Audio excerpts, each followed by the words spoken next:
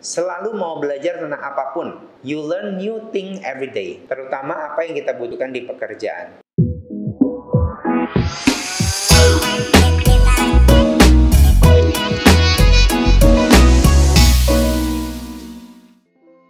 Di sini Ko Erwin, salam cuan. Ayo belajar bisnis di Scale Up Channel. Karen kali ini akan mengemukakan kisah-kisah inspiratif tentang para tokoh second generation dalam meneruskan bisnis perusahaan seperti Wulan Tilaar, Putri Tanjung, Angela Tanusudibyo, Arman Wahyudi Hartono, dan Kunchoro Wimbowo. Apakah kawan Scale Up tahu atau bahkan pernah bertemu dengan salah satunya? Sebagai penerus bisnis, kegigihan mereka pun diuji dalam menentukan strategi yang tepat. Jangan gegabah dalam mengambil keputusan, namun lebih kepada perencanaan yang matang. Kawan Scale Up sudah penasaran seperti apa istilah second generation yang harus mereka emban? Tanpa perlu berlama-lama lagi, ayo belajar kawan Scale Up. Apakah ada kawan Scale Up di sini merupakan konsumen setia dari produk kecantikan Martha Tilaar? Jika iya, pas banget. Koren akan mengulas tentang cerita inspiratif dari Wulan Tilaar. Lalu apa hubungannya? Wulan Tilaar adalah second generation dari bisnis yang telah dibangun oleh ibunya, yakni Martha Tilaar. Koren yakin pasti kawan Scale Up penasaran. Siapa sih Wulan Tilaar? Ayo kita simak bersama. Lahir 13 Juli 1977 dari 4 bersaudara, Wulan Tilaar, Brian Tilaar, Kilala Tilaar, dan Pinkan Tilaar merupakan anak dari ayah Alex Tilaar dan ibu Martha Tilaar. Martha Tilaar Group merupakan perusahaan yang dilandasi oleh prinsip NET, Natural, Eastern, and Technology. Saat ini PT Martha Tilaar berkembang menjadi beberapa sektor. PT Martina Berto Tbk, PT Sedervindo, PT SAI Indonesia, PT Martha Beauty Gallery, PT Cantika Puspa Pesona, PT Kreatif Style Mandiri, PT Kreasi Boga Primatama. Menikah dengan Kunto Widarto dan memiliki 2 anak. Ibu Wulan bergabung dengan Martha Tilaar secara resmi sejak 2004 setelah menyelesaikan kuliah magister di Boston University, jurusan Designer and Advertising. Bergabung dengan Martha Tilaar sebagai Supervisor Art Division, merasa kurang tertantang karena divisi tersebut sudah memiliki sistem yang kokoh. Karena itu ia beralih ke unit bisnis Martha Tilaar Group di bagian servis, tepatnya di Puspita Martha International Beauty School dan Martha Tilaar Spa.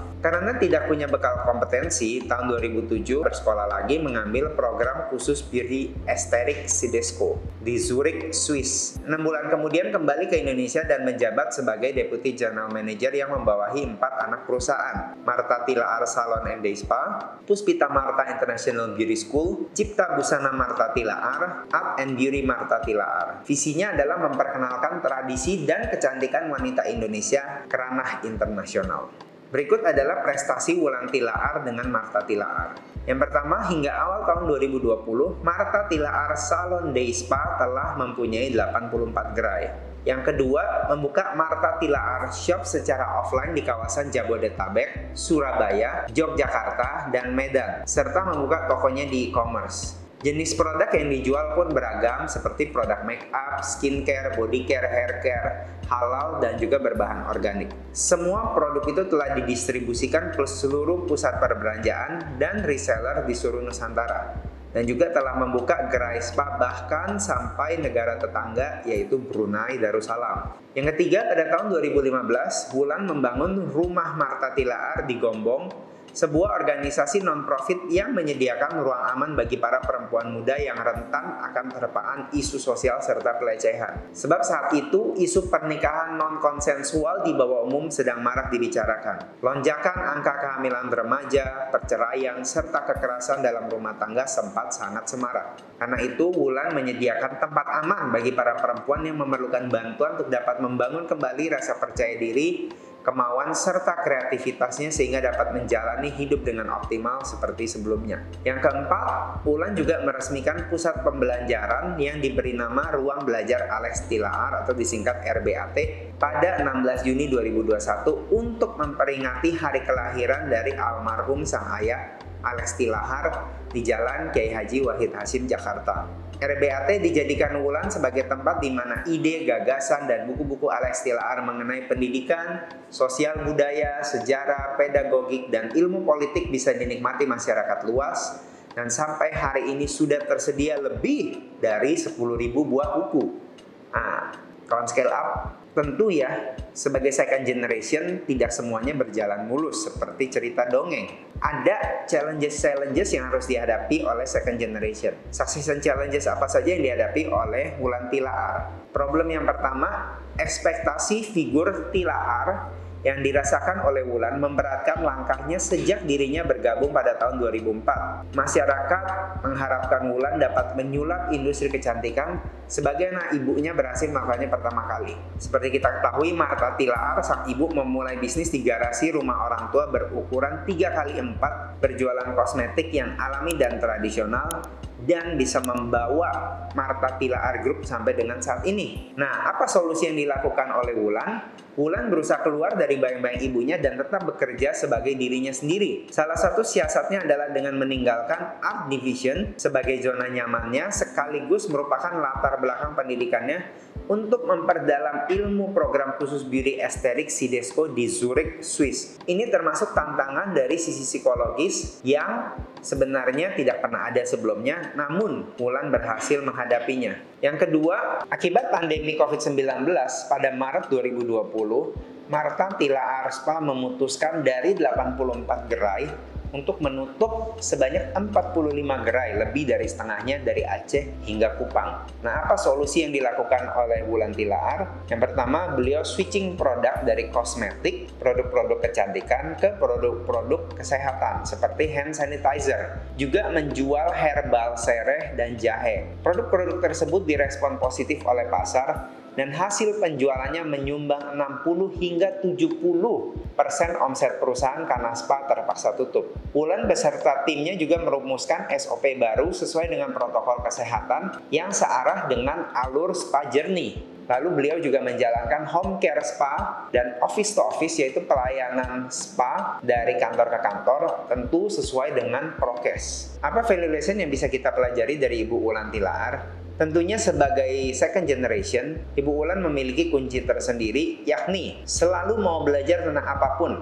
You learn new thing every day, terutama apa yang kita butuhkan di pekerjaan. Kedua, punya kerendahan hati untuk mendengarkan masukan orang lain, karena selalu ada awan di atas awan. Kalau kita tidak punya kerendahan hati, kita akan menjadi orang yang sombong. Begitu menjadi sombong adalah waktunya kita menjadi orang yang gagal. Value lesson kedua didapat dari Ibu Mother Teresa, sebab Mother Teresa merupakan tokoh yang sangat dikagumi oleh Wulan. Mother Teresa memiliki cinta kasih yang luar biasa kepada sesama, dan itu dipraktekkan oleh Wulan dengan memberdayakan lebih dari 6.000 spa terapis dengan memberikan mereka bukan hanya penghasilan, namun juga pendidikan, tempat tinggal, biaya kebutuhan sehari-hari, sekaligus lapangan pekerjaan. Beliau juga menaikkan harkat derajat para perempuan jamu keliling ke beberapa gedung perkantoran. Ibu Wulan juga memperluas makna cantik, yaitu dengan cara mempelajari kesehatan mental dan menjadi holistic beautifier, yaitu adalah istilah kegiatan mempercantik bukan hanya bagian luar, tapi juga bagian dalam diri yang berkaitan dengan spiritualitas dan jiwa, bukan lagi sebatas raga.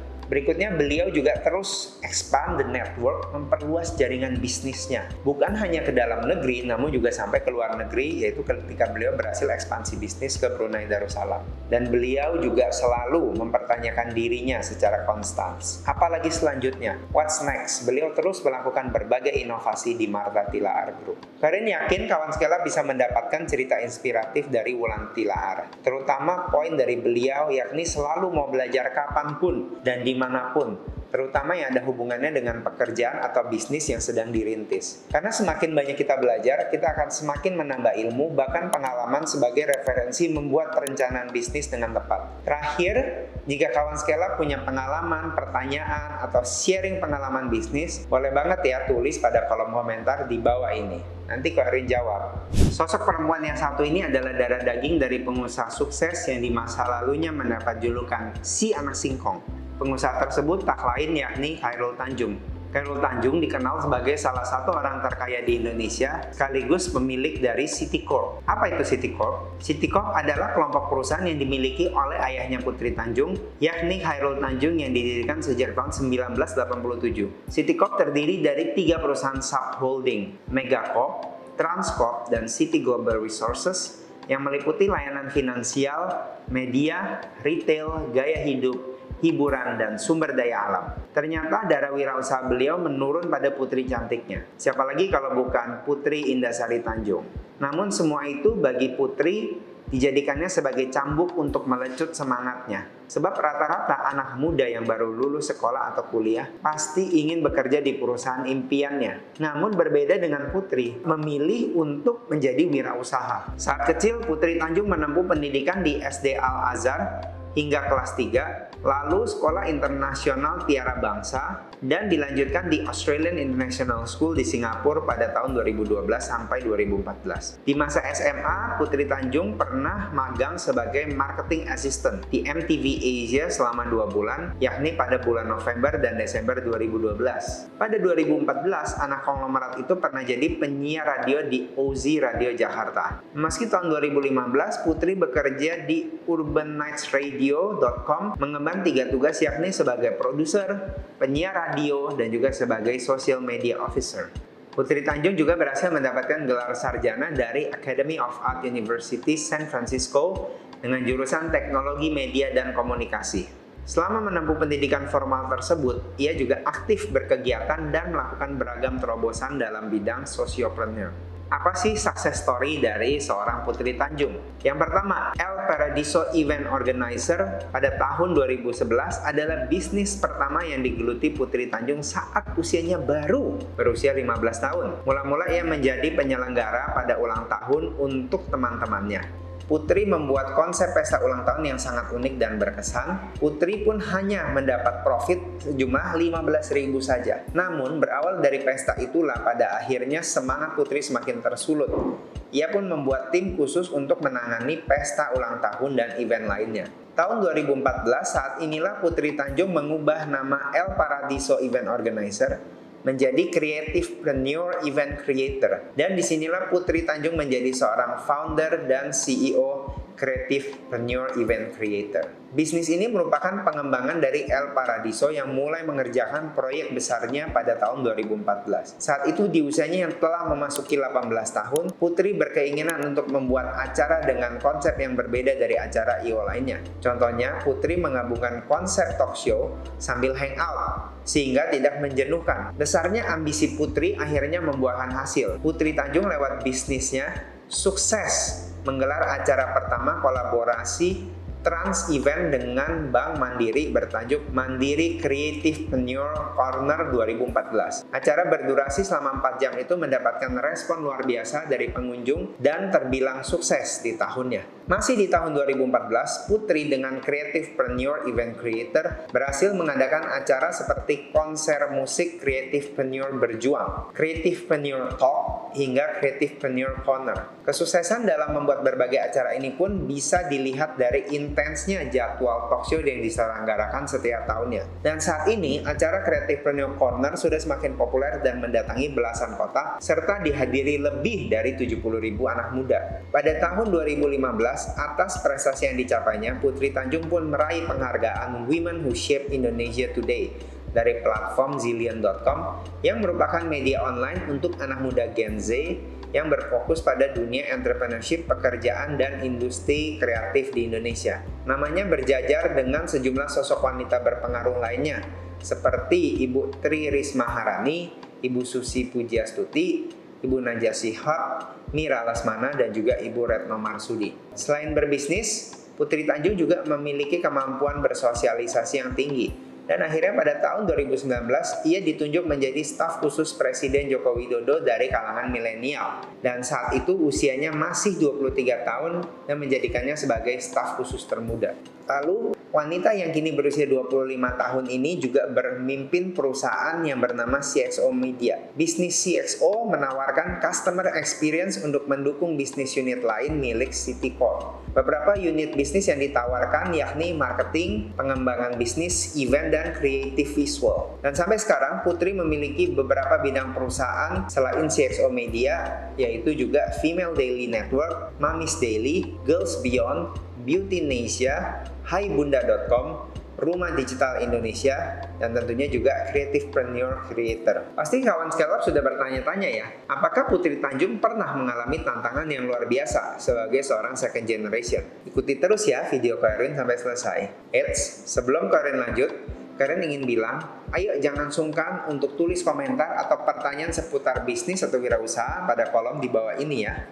Menjadi second generation dan menjadi CXO media di perusahaan ayahnya, Putri belajar dan berusaha untuk beradaptasi secara cepat dan menyesuaikan diri serta melepaskan diri dari bayang-bayang kesuksesan dari sosok ayahnya. Putri itu awalnya di underestimate hampir semua karyawan yang dianggap hanya bisa duduk manis dalam perusahaan ayahnya. Tetapi itu justru menjadi tantangan sendiri untuk seorang Putri Tanjung agar bisa membuktikan diri dalam mengembangkan bisnis sebagai CXO media dari perusahaan ayahnya. Putri juga selalu mencari cara agar CXO media dapat bersaing dan mempunyai keunggulan tersendiri dari industri kreatif lainnya. Putri berusaha keluar dari zona nyamannya. Selain itu, Putri juga selalu menetapkan di working environment CXO, yaitu mempunyai strategi dan juga konsisten di waktu yang sama. Jadi core dari CXO adalah harus selalu beradaptasi dan mencoba untuk sesuatu yang baru dan disukai masyarakat di situasi terkini. Apa value lesson dari seorang Putri Tanjung? Putri Tanjung adalah sosok jiwa muda yang tangguh, biarpun dia lahir dan mempunyai privilege dari ayah yang seorang luar biasa, dia bisa tetap mandiri dan membuktikan dirinya bisa sukses tanpa bantuan modal dari ayahnya untuk bisa terjun ke dalam dunia wirausaha. Putri sendiri memulai bisnis sejak usia muda dan selalu ingat pesan dari sang ayah, yakni boleh berbisnis asalkan tidak minta modal dan tidak mengajukan proposal ke perusahaan ayahnya. Putri mempunyai pribadi yang kuat, gigih, dan pantang menyerah, serta memiliki pemikiran-pemikiran yang kreatif dan memiliki inisiatif yang berbeda daripada yang lain di usia sebayanya. Putri juga selalu ingin membuktikan bahwa anak-anak muda bisa menghasilkan karya dan juga bertanggung jawab. Tekad dan prestasi Putri inilah yang menjadikannya sosok pemimpin muda penuh inspirasi. Putri Tanjung memiliki ambisi yang sangat kuat. Dan dia selalu fokus terhadap apa yang ia kerjakan sehingga dia bisa mewujudkan passionnya berwirausaha di dunia kreatif dan event organizer. Menurut Putri, dirinya bisa sampai seperti ini karena dia tidak ingin mengecewakan ayahnya. Tapi ia juga tidak menampik bahwa sosok ayahnya dan teman-teman ayahnya adalah mentor yang hebat dan luar biasa. Karen yakin kawan Scale Up terinspirasi oleh cerita dari Putri Tanjung. Karena kawan Scale Up pasti bisa mengambil banyak inspirasi seperti kegigihan dan semangat pantang menyerah agar bisa diimplementasikan dalam menjalankan bisnis. Ayo kita cari dan kerjakanlah sesuatu sesuai dengan passion kamu, karena akan membuat kamu lebih fokus. Begitu juga dengan mulai wirausaha, jika memungkinkan sesuaikanlah dengan passion yang kamu geluti. Kawan Scale Up, jika Anda punya pengalaman, pertanyaan, atau sharing pengalaman bisnis, boleh banget ya tulis pada kolom komentar di bawah ini. Nanti Karen akan jawab. Apakah kawan Scale Up merupakan pemirsa setia dari stasiun TV dari jaringan MNC? Karen sebut saja ada RCTI, GTV, MNC TV. Lalu, program apa saja nih yang kawan Scale Up sering tonton? Pasti sebagian besar kawan Scale Up sudah banyak yang tahu jika pemilik perusahaan besar MNC Group adalah Bapak Hari Tanusudibio. Namun, di balik itu semua, ada putri cantiknya yang meneruskan bisnis perusahaan pada stasiun TV, yakni Angela Tanusudibio sebagai second generation. Jadi, apa ya kisah inspiratif dari Angela? Ayo ikuti Ko Erwin ya. Angela lahir pada tanggal 23 April 1987. Ia merupakan putri sulung dari 5 bersaudara dari pasangan Hari Tanusudibio dan Ibu Liliana Tanusudibio. Pada 12 Desember 2012, Angela Tanusudibio menikah dengan seorang pengusaha bernama Michael Darmajaya di Pura Luhur Uluwatu di Bali. Keduanya memiliki 2 anak, yakni Madeline Darmajaya dan Theodore Maximilian Darmajaya. Angela meraih gelar Bachelor of Arts in Communications, terutama dalam Media Arts and Production dari Universitas Teknologi Sydney, Australia pada tahun 2008, serta gelar Master of Commerce dalam bidang keuangan dari Universitas New South Wales, Australia pada tahun 2010. Setelah lulus dari UTS di Sydney, Australia dan UNSW, Angela menjabat di MNC Group pertama kali sebagai staf keuangan pada tahun 2010. Kini Angela menjabat sebagai Wakil Menteri Pariwisata dan Ekonomi Kreatif Kabinet Indonesia Maju yang dilantik oleh Presiden Republik Indonesia Joko Widodo pada tanggal 25 Oktober 2019. Nah, bagaimana sih cerita sukses dari seorang Angela Tanusudibio? Tahun 2022, majalah Fortune Indonesia menulis dan menobatkan Angela masuk jajaran 40 under 40. Kenapa? Karena ia berhasil mengembangkan MNC sekaligus menjabat sebagai wamen perempuan pertama sekaligus yang termuda dalam anggota Kabinet Indonesia Maju. Angela Tanusudibio terlibat dalam ranah Kemenparekraf. Angela menelurkan kesuksesan dalam memajukan potensi-potensi wisata di Indonesia. Yang pertama, pengembangan Aroma Wellness Festival atau AWF bersama Wali Kota Solo Gibran Rakabuming di Dalem Joyo Atmajan, Kota Solo, Jawa Tengah, Jumat tanggal 19 November 2021. Lalu beliau juga melakukan pengembangan dan mempromosikan wisata kebugaran di 3 daerah, yaitu Solo, Yogyakarta, dan Bali. Tanggal 8 November 2021 meresmikan Borobudur Trail of Civilizations atau disingkat B2C, sebuah perjalanan yang membingkai jejak-jejak budaya dan peradaban manusia dalam produk wisata tematik yang terekam dari panel relief Candi Borobudur. Tahun 2008, Angela menjadi salah satu pencetus munculnya majalah high-end magazine dan high-end teen magazine, sekaligus merangkap sebagai editor-in-chief. Setelah lulus kuliah, Angela meniti karir di perusahaan milik ayahnya, yakni MNC Group dengan beberapa kisah sukses. Pada tanggal 11 Oktober 2017, Angela mampu dan sukses merebranding Global TV menjadi GTV dengan mereposisi acaranya ke arah acara realitas, permainan, dan hiburan. September 2019, saat Angela memegang Managing Director RCTI, berhasil membuat aplikasi RCTI Plus, yaitu sebagai aplikasi hiburan, dan berhasil diluncurkan ke masyarakat. Angela juga sempat menjadi komisaris MNC Pictures selama tahun 2017 sampai 2018. Nah, kawan scale up, kiprah Angela Tanusudibio di MNC sangat menarik ya untuk diikuti. Apalagi beliau juga saat ini menjabat pada salah satu posisi strategis di Kemenparekraf. Lalu, tantangan dan kiat sukses apa saja ya dari Angela yang bisa kita ikuti? Tetap ikuti Ko Erwin ya. Sebelum lanjut, kalian ingin ingetin jika kawan scale up mau tentang bisnis, tulis pertanyaannya di kolom komentar di bawah ini ya. Nah, apa saja sih succession challenges yang dialami oleh Ibu Angela? Di pertengahan tahun 2014, Global TV sempat merosot ke posisi terbawah di antara televisi-televisi terestrial. Saat itu Angela menjabat sebagai Managing Director di Global TV. Kerja kerasnya berhasil mengantarkan Global TV ke posisi 5 dengan remaking program seperti Bedah Rumah, Uang Kaget, dan mereposisi Global TV menjadi reality show, permainan, dan hiburan. Strategi lain yang dilakukan Angela untuk mengembangkan Global TV sebagai TV swasta yang terdepan ialah mengubah branding nama yang semula Global TV menjadi GTV, sehingga menjadi lebih ringkas, mudah diingat, dan lebih berbobot. Pengubahan nama itu ia lakukan pada hari Rabu tanggal 11 Oktober 2017. Tantangan terakhir yang ditemui Angela pada tahun 2018. Saat itu RCTI sempat mengalami penurunan performa. RCTI bahkan terlempar dari posisi 3 besar klasemen televisi nasional berdasarkan survei yang dilakukan oleh SC Nielsen di 10-11 kota besar. Pada 31 Maret 2018, Angela kemudian diminta untuk menjabat sebagai Managing Director RCTI. Berkat Angela, pada tahun 2020, RCTI dilaporkan Nielsen berhasil menempati posisi pertama. Wow, dengan meraih audience share 33,2%, jauh meninggalkan SCTV di posisi 2 dengan audience share 12,5%. Selanjutnya, keperkasaan MNC TV, GTV, dan iNews berhasil meraih audience share 10,7%, 4,8%, dan iNews 1,4%. Semua ini tentu berkat kepiawaian dan kerja keras dari Ibu Angela. Nah, kawan scale up, apa saja nih value lesson yang bisa kita pelajari? Yang pertama, Angela merupakan sosok inovatif beliau melakukan inovasi secara konstan dan berkelanjutan pada jaringan MNC Pictures, baik GTV dan RCTI. Beliau juga memberi nilai kebaruan atau orisinalitas terhadap hal-hal yang sedang ditekuni atau dikerjakan, seperti menginovasi terus program-program TV yang ada. Beliau juga terus berinovasi dalam mengeksplorasi berbagai program kerja dalam mengajak masyarakat Indonesia agar terus melestarikan budaya Indonesia. Yang kedua, Angela juga merupakan sosok yang dikenal adaptif. Mau di swasta, pemerintahan, atau dimanapun kita ditempatkan, kita harus fokus dengan hasil yang bisa diberikan sebaik-baiknya selagi kita diberi kesempatan. Berikut merupakan quote dari Ibu Angela.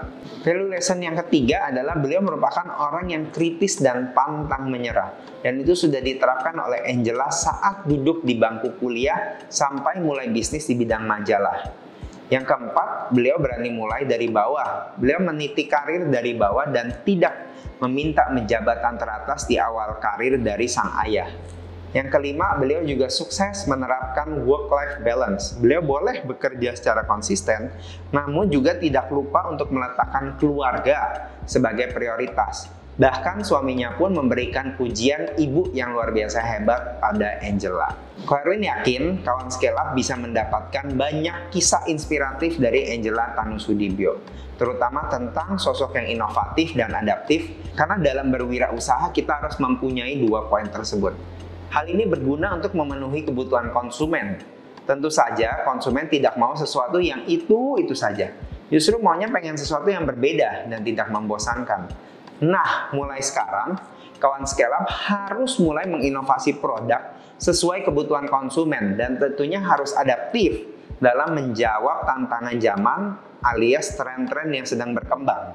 Nah, yang terakhir, jika kawan Scale Up punya pengalaman, pertanyaan, atau sharing pengalaman bisnis, boleh banget ya tulis pada kolom komentar di bawah ini ya.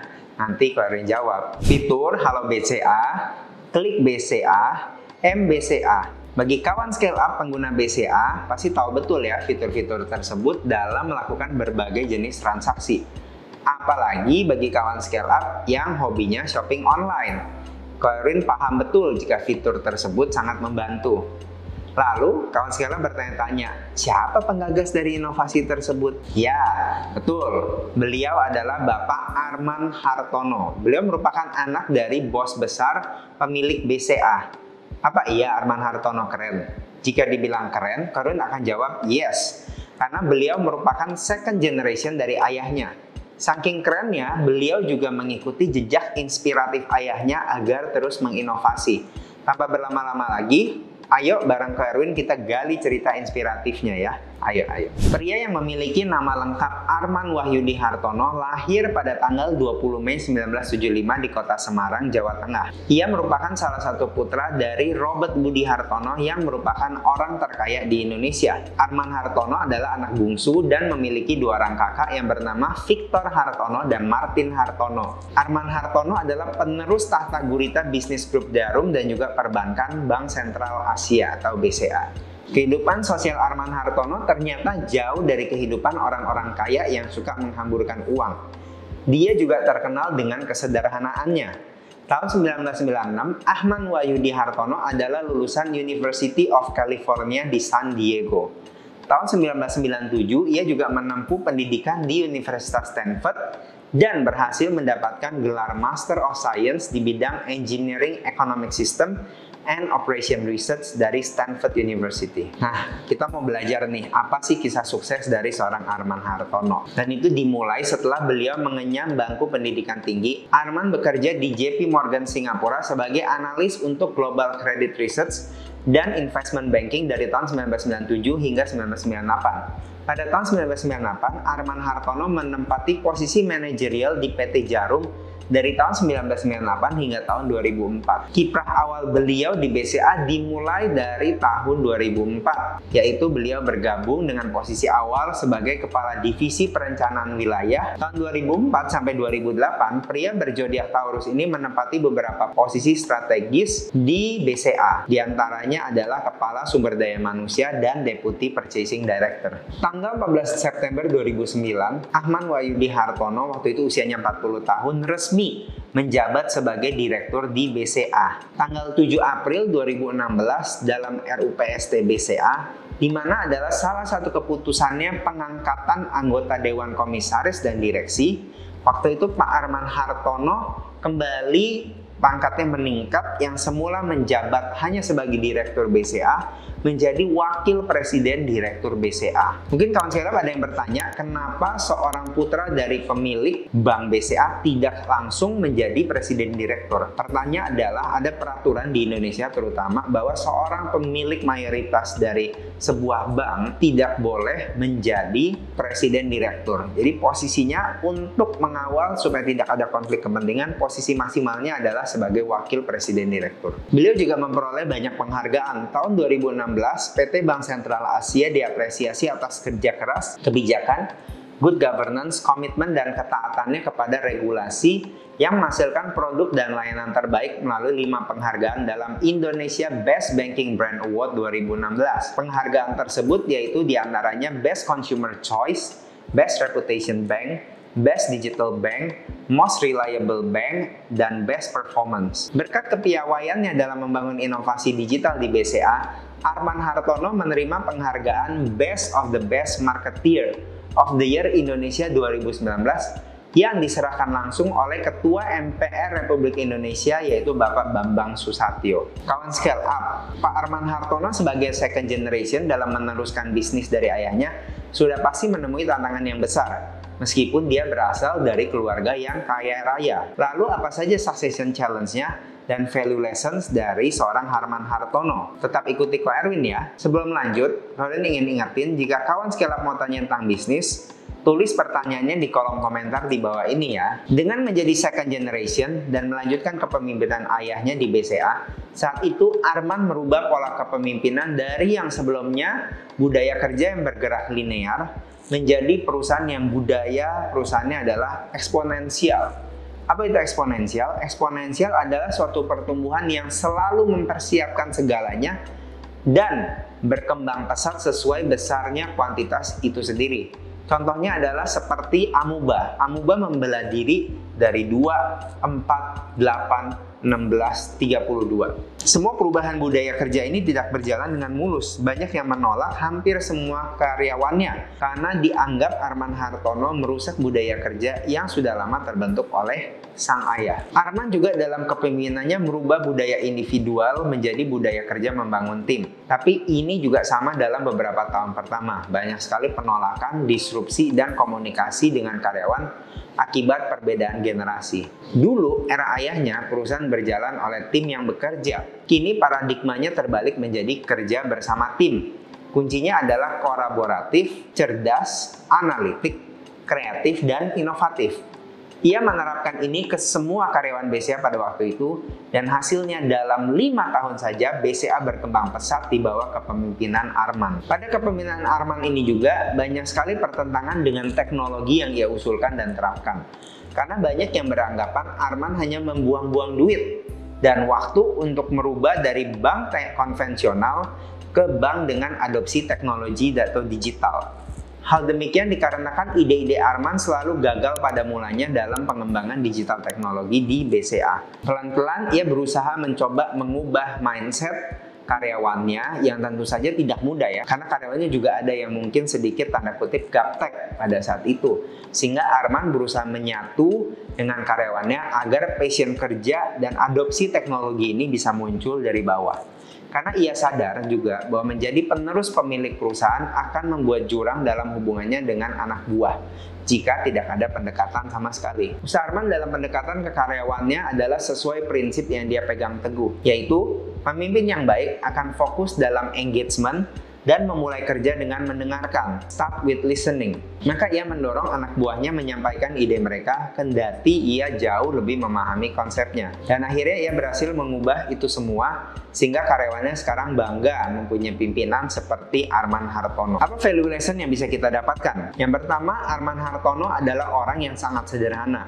rendah hati. Walaupun dia terlahir dari keluarga kaya raya, ia tak sungkan menyapa semua karyawannya. Sosok Arman Hartono juga adalah sosok sosok yang selalu berusaha hemat, mulai dari hal-hal kecil. Meskipun beliau memiliki latar belakang keluarga yang berkecukupan, Arman Hartono memiliki jiwa mandiri dan kreativitas yang tinggi. Ia juga adalah orang yang mempunyai komitmen dan strategi dalam melakukan hal yang baru dan tetap fokus mencapai hasil. Pak Arman juga adalah seorang sosok yang inovatif. Ia memberikan 1000 ATM yang berguna untuk setor tarik tunai tanpa harus antri di teller. Sehingga kita melihat saat ini BCA merupakan bank yang memiliki ATM yang terbanyak di Indonesia. Hampir setiap pusat perbelanjaan, pasar tradisional, bahkan di modern market seperti Alfamart dan Indomaret kita bisa menemukan ATM BCA. Arman Hartono memiliki prinsip yaitu prepare for anything. Karena menurut dia kita akan bisa menjalani dan menghadapi segala sesuatu apapun itu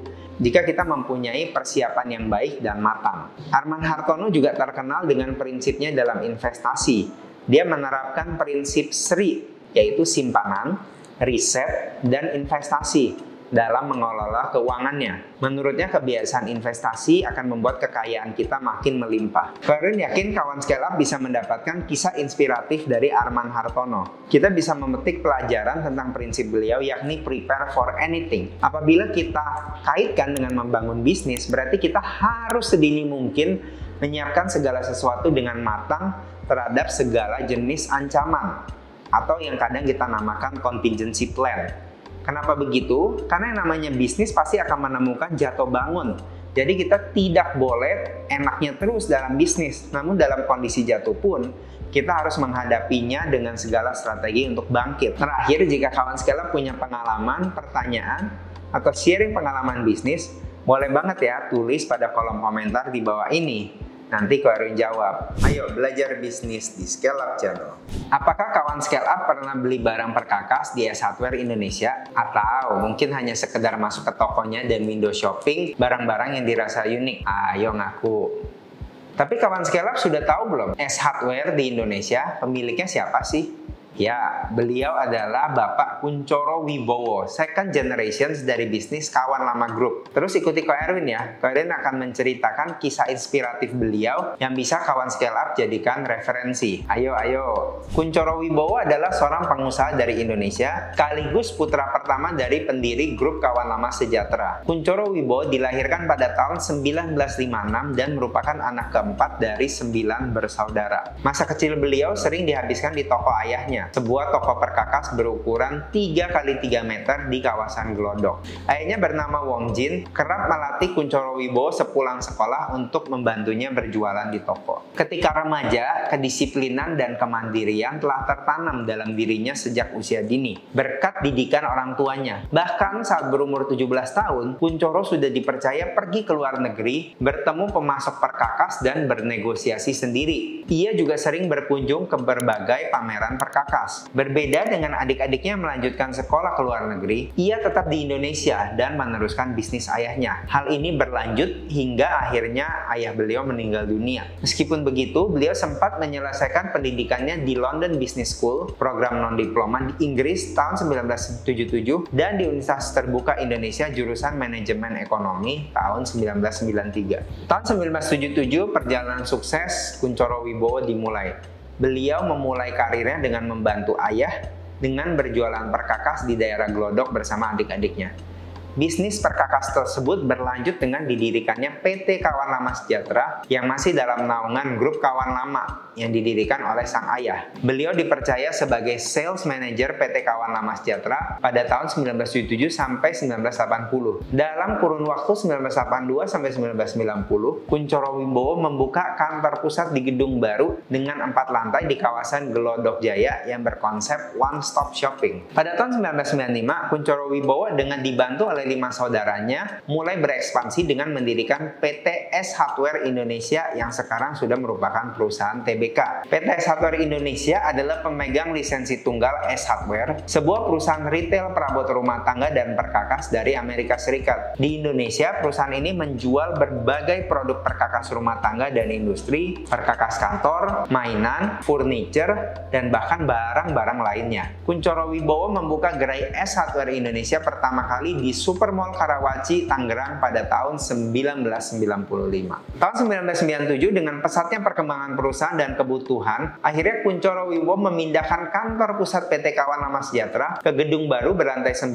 di kawasan Meruya Kembangan, Jakarta Barat. Di tempat tersebut mereka juga membuka showroom untuk display produk seluas 2000 meter persegi. Showroom tersebut dilengkapi dengan sistem katalog yang terdigitalisasi dengan baik. Bahkan di tahun 1998 di mana terdapat krisis di Indonesia yang tentu saja berdampak ke banyak sektor ekonomi, namun Kunchoro Wibowo dan semua usahanya justru semakin berkibar. Saat itu, ia dan adik-adiknya malah berhasil menciptakan brand produk perkakas teknik, industri permesinan, perkakas rumah tangga, serta hobi dengan brand Chris Bau. Mungkin kalau saya berpikir bahwa Chris Bau itu adalah nama dari luar negeri ya. Namun, nama Chris Bau itu sendiri ternyata diangkat dari nama salah satu adiknya, yaitu Krisnadi Wibowo. Tahun 2011, Kunchoro Wibowo berpartner dengan PT Retail Estate Solution membangun Living World Alam Sutra dengan luas S Hardware sebesar 15.000 meter persegi. Kunchoro Wibowo berhasil mendapat 3 rekor muri dengan Kawan Lama Group, yaitu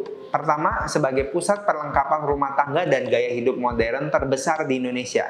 Yang kedua, Informa Furnishing sebagai pusat furniture dan aksesoris pelengkap hunian dan bisnis terbesar di Indonesia. Yang ketiga, Toys Kingdom sebagai toko mainan terbesar di Indonesia. Pada tahun 2011 juga, Kunchoro Wibowo berhasil membangun merek-merek lain selain retail, yakni kedai teh susu atau boba asal Taiwan yaitu Cha Time, merek Informa, Toys Kingdom, rumah batik pendopo, hingga Bike Colony. Kesemuanya menjadi satu kesatuan di bawah PT Kawan Lama Sejahtera. Tahun 2016, majalah Forbes merilis nama orang terkaya di Indonesia dan menempatkan Kunchoro Wibowo di posisi ke-19 dengan total kekayaan mencapai 1,4 miliar US dollar. Pak Kunchoro juga mengambil beberapa langkah dalam menghadapi era digital. Kawan Lama mengadaptasi digital marketing dengan menciptakan rupa-rupa.com sebagai platform untuk memasarkan barang produksinya kepada customer. Klikmro.com untuk barang kebutuhan maintenance. Kehadiran Klikmro.com sangat membantu UMKM karena S Hardware menjual produk yang mereka butuhkan dalam jumlah yang sedikit tapi terjamin kualitas, keaslian, dan tentunya dengan harga yang kompetitif.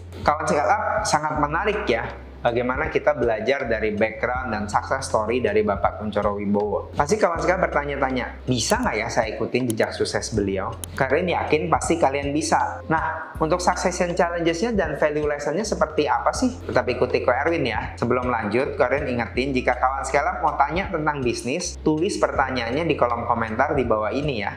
Apa succession challenges yang dihadapi? Tahun 1981, sang ayah meninggal dunia, sehingga Kunchoro Wibowo bertanggung jawab penuh untuk kelangsungan bisnis dan juga pendidikan adik-adiknya saat itu. Namun, cobaan besar ini justru membuatnya lebih termotivasi untuk bisa sukses, karena beliau menganggap semua halangan, beban, dan kondisi yang menyulitkan harus dijalani seperti air mengalir. Pendidikan bisnis yang diberikan sang ayah beliau terapkan dengan inovasi baru. Jatuh bangun sempat dirasakan, namun Kunchoro percaya semua merupakan bagian dari learning by practicing. Setelah ayahnya wafat, Kunchoro mulai memikirkan bagaimana caranya meningkatkan pelanggan melalui cara menggunakan bahasa Mandarin dan Inggris yang sudah dipelajari untuk bernegosiasi dengan para relasi bisnisnya, terutama mungkin para supplier. Kunchoro juga tidak mau menunggu pelanggan datang, sehingga beliau memberikan sendiri pelayanan dengan strategi pendekatan personal kepada pelanggannya baik di dalam maupun di luar negeri. Akhirnya usahanya membuahkan hasil. Kunchoro berhasil mendapatkan lisensi tunggal dari S Hardware Amerika pada tahun 1995 di Indonesia. Apa value lesson yang kita bisa pelajari dari seorang Kunchoro Wibowo? Pertama, Kunchoro berprinsip jika ingin mengembangkan bisnis harus berani melangkah selangkah lebih maju dari orang lain. Itu tentu saja harus dibarengi dengan kerja keras dan inovasi. Jangan terlalu banyak berpikir karena kamu bisa menjalankan bisnis sambil berpikir. Kedua, Kunchoro Wibowo adalah sosok yang gigih dengan tekad yang kuat. Terbukti dengan prinsipnya antara lain,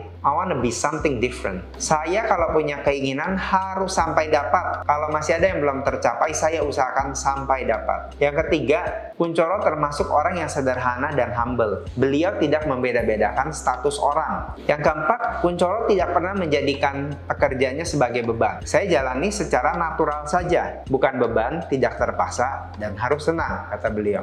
Lalu beliau juga selalu mementingkan customernya dan membangun serta memperkuat relasi-relasi yang beliau punya. Beliau selalu menjaga tutur kata dalam berbicara dan selalu berkomitmen sehingga ia bisa dipercaya oleh para relasinya. Yang tak kalah penting, Kunchoro dan semua adik-adiknya selalu mempunyai komunikasi yang baik. Tidak ada pertengkaran yang berarti. Semua dijaga dengan etika dan kekeluargaan. Karena menurut Kunchoro, keberhasilan dan kesuksesan berawal dari keluarga. Yang tak kalah penting, Kunchoro juga gesit terhadap perkembangan zaman, yakni merubah toko konvensional menjadi perusahaan raksasa retail digital dan membangun e-commerce dari Kawan Lama Group. Sebagai penutup, Erwin yakin bahwa Kawan Scale Up bisa mendapatkan banyak kisah inspiratif dari Kunchoro Wibowo, terutama tentang menjadi berbeda. Karena namanya yang berbeda itu berarti fokus membangun ciri khas yang dimiliki. Apabila kita tautkan dengan membangun bisnis, berarti kita harus fokus terhadap sesuatu yang berbeda dari orang lain punya. Dengan begitu, kita akan mempunyai value tersendiri. Kawan Scale Up sebagai second generation, tentu mereka menjalannya juga tidak mudah. Terkadang mereka terlihat seperti memiliki privilege. Namun, ada proses terjal yang harus mereka lalui. Karena Erwin yakin bahwa proses terjal inilah yang membuat mereka menjadi kuat, tangguh, dan terus terstimulus untuk menciptakan inovasi. Jika saat ini mungkin Kawan Scale Up akan memasuki status sebagai second generation, jangan jadikan itu sebuah beban, namun diubahlah menjadi sebuah tantangan dan juga kesempatan untuk terus melebarkan bisnis. Seperti kata sebuah pepatah Cina, Feng Pao Si Sumu, Sen Sen Caken. Badai membuat pohon memiliki akar yang lebih kuat dan dalam. Yakni apabila kita melakukan sesuatu, pasti tidak akan lepas dengan namanya kesulitan atau kegagalan. Ini wajar dan jangan sampai menyerah di tengah jalan. Namun justru kamu bisa belajar dari kegagalan dan tantangan yang kamu hadapi agar menjadi lebih baik. Jika Kawan Scale Up punya pengalaman atau pertanyaan, boleh banget ya sharing pada kolom komentar di bawah ini. Erwin tunggu. Akhir kata, Erwin pamit terus belajar bisnis, cuan pun ngalir deras. Salam cuan.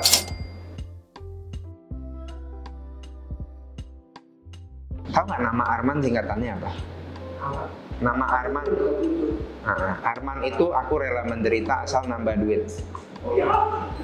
Arman Hartono ada adiknya lagi satu. Erwin Hartono. Ada lanjut sekolah ya dia. Hebat. Nanti kalau Erwin jawab, kalau ingat nggak.